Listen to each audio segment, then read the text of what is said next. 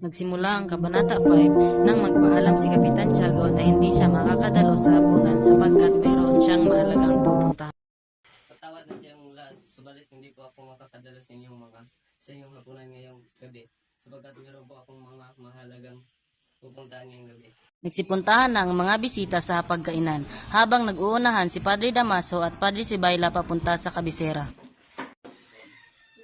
Ang luklukan po'y para sa inyo. Kayo na ang unang kakilala at kumpisor ng nasirang may bahay at alang-alang din sa inyong gulang, katungkulan at kapangyarihan. Hindi po naman katandaan, ngunit kayo ang kura ng bayan.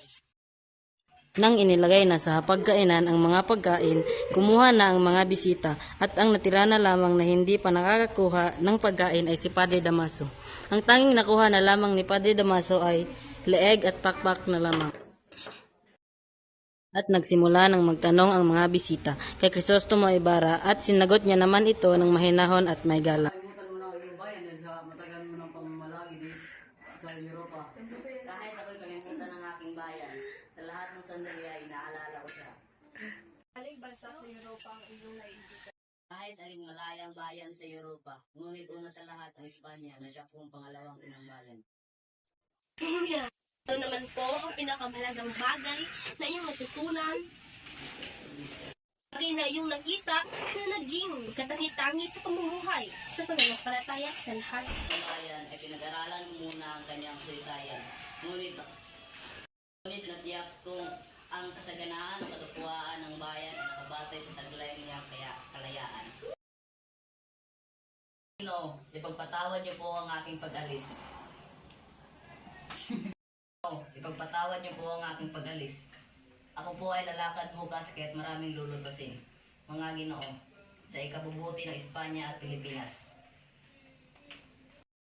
Iyan ang kasamaang dulot ng pagpapaaral sa Europa. Nagiging pagmataas, dapat ipagbawal ng pamahalaan ang gayon. Maybe I like this roller coaster, maybe it keeps me high.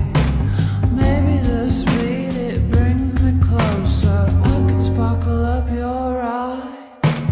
Hurt me and tell me you're mine. I don't know why, but I like it. Scary, my God, you're divine.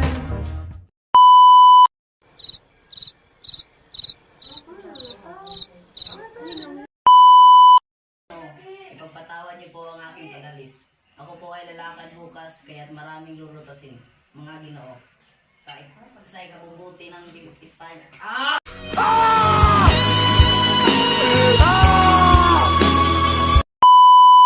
Hindi dapat ipagtaka ang sinabi ng aming dating kura. Ipagpatawad niyo po ang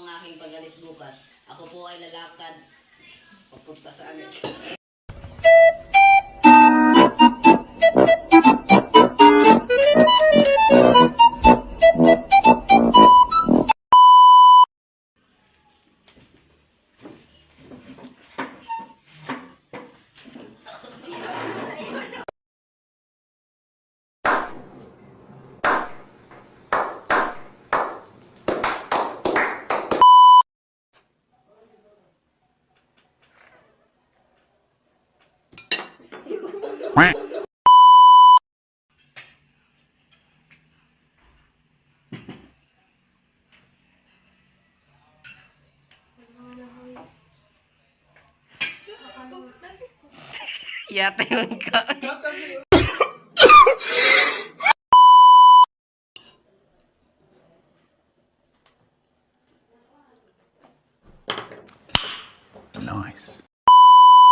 Yan ang Stop. What do you mean by that?